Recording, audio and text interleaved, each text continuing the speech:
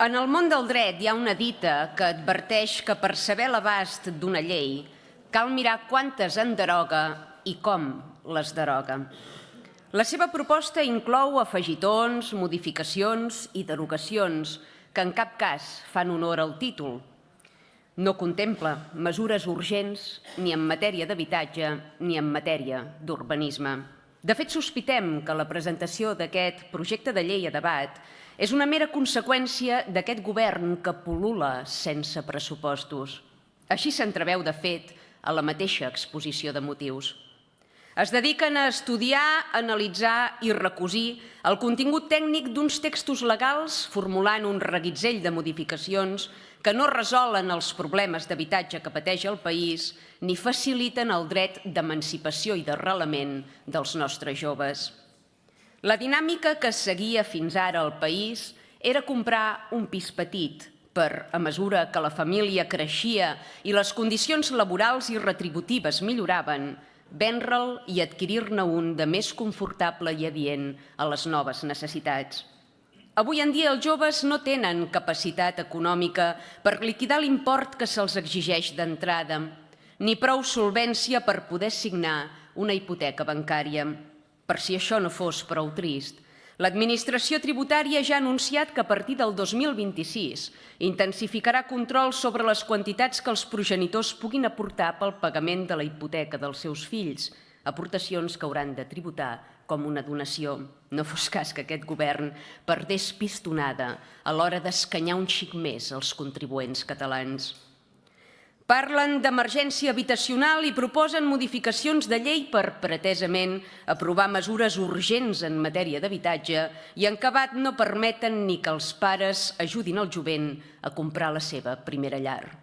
Quin cinisme, no? Avui els nostres joves ja no poden comprar, en el millor dels casos, poden llogar.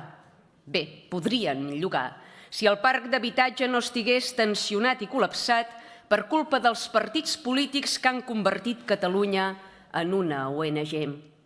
La inseguretat jurídica, la pressió normativa i la criminalització exercida sobre els propietaris, la impunitat amb la que proliferen i s'eternitzen les ocupacions il·legals, l'intervencionisme en el preu del lloguer han desincentivat que els titulars dels immobles lloguin, reduint així l'oferta de pisos i frenant en sec les rehabilitacions integrals d'edificis degradats dels barris vells.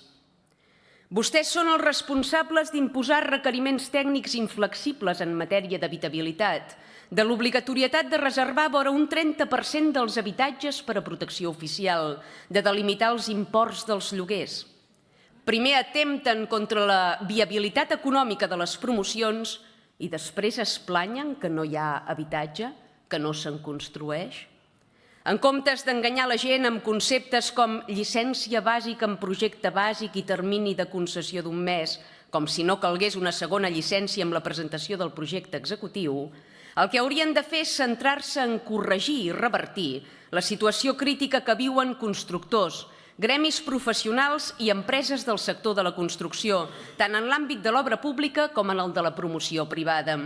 Perquè realment és d'ells de qui depèn la construcció de nous habitatges al país i són ells que generen milers de llocs de treball contribuint al teixit empresarial del país.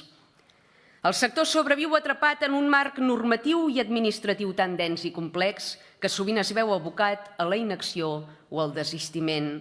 Amb les modificacions i derogacions que preveuen no aporten ni qualitat ni seguretat, es limiten a garantir més burocràcia i més sobrecostos.